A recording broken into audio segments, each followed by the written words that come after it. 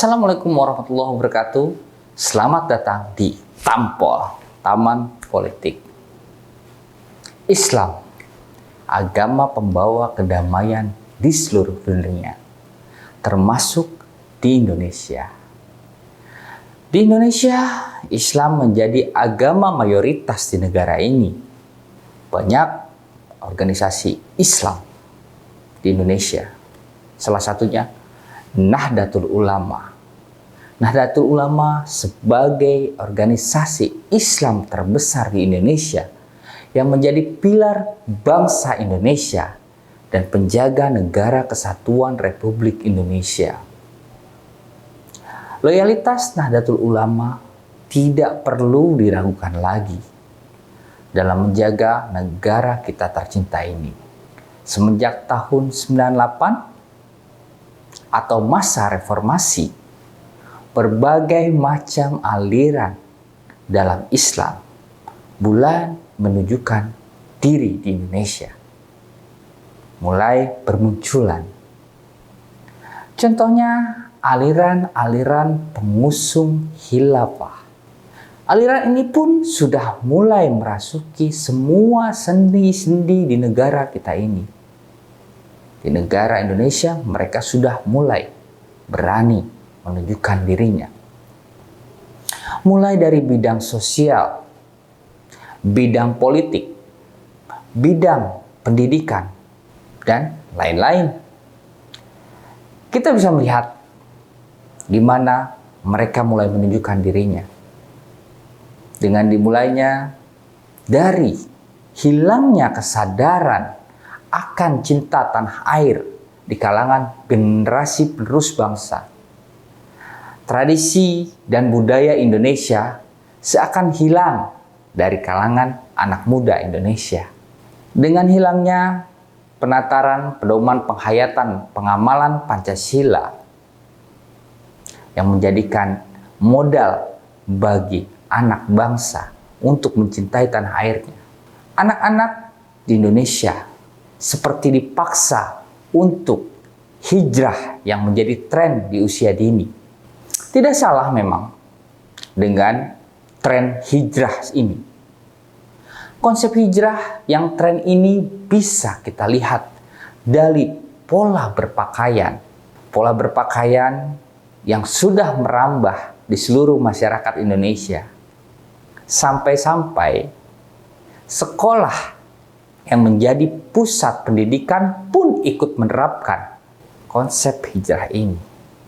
Masih jelas di ingatan kita di mana pemaksaan hijab kepada siswa yang tidak berhijab di sekolah.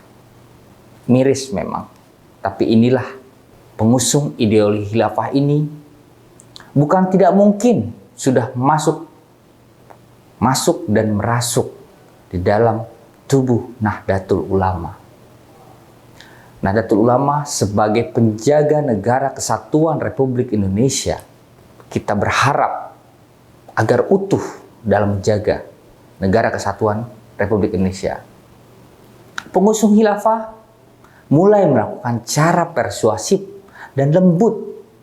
Ini yang sangat susah dideteksi karena berbaur dengan budaya sebelumnya, dengan konsep sebelumnya.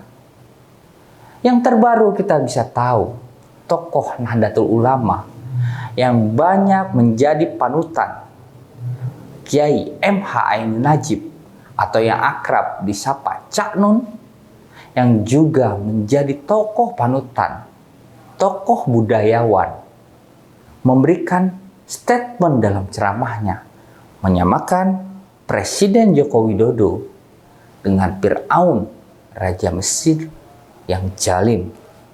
Banyak sekali tanggapan daripada tokoh agama Nahdlatul Ulama mengenai ceramah Cak Nun ini. Dalam segi agama saja, dalam segi agama sendiri itu pun sudah salah. Bapak Joko Widodo, Presiden Indonesia yang kita cintai ini, seorang Muslim.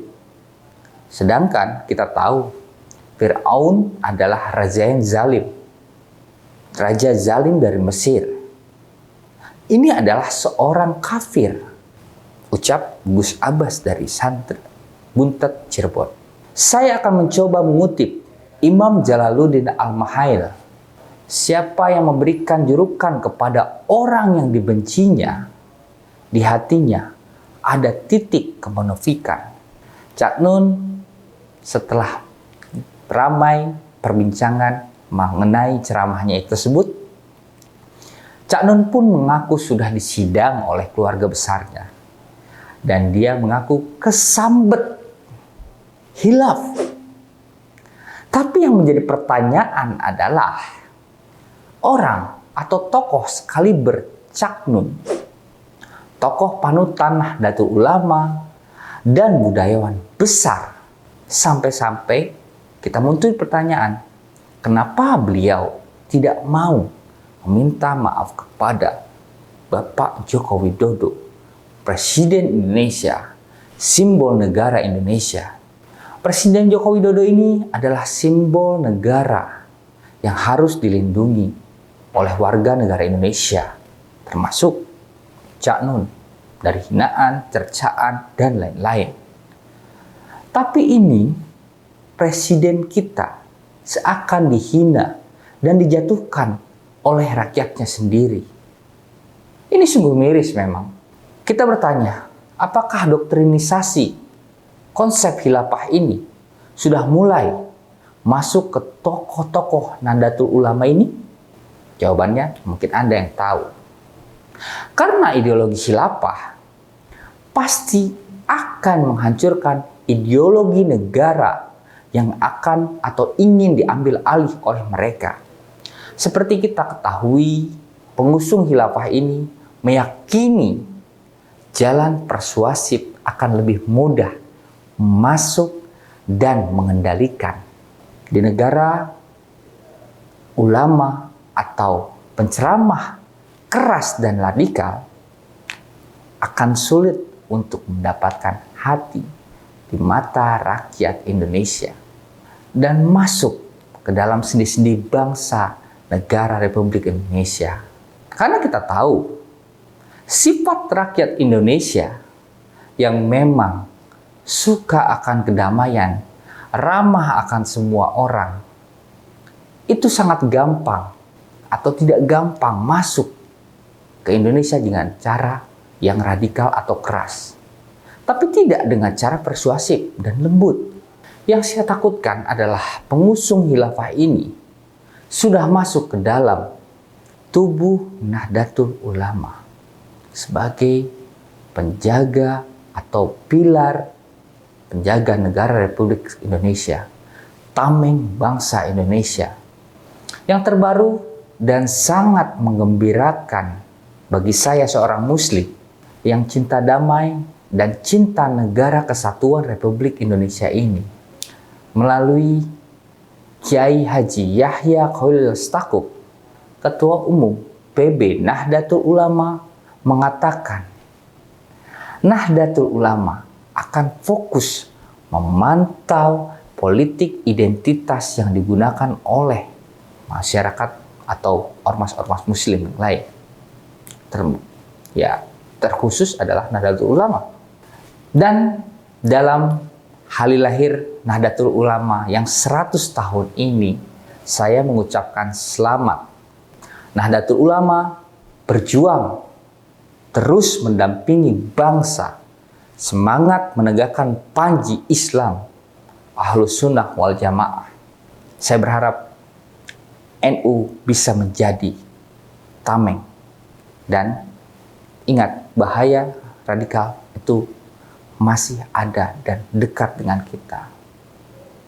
Terima kasih, kita akan bertemu lagi di episode Tampol-Tampol berikutnya. Salam Tampol, Taman Politik. Wassalamualaikum warahmatullahi wabarakatuh.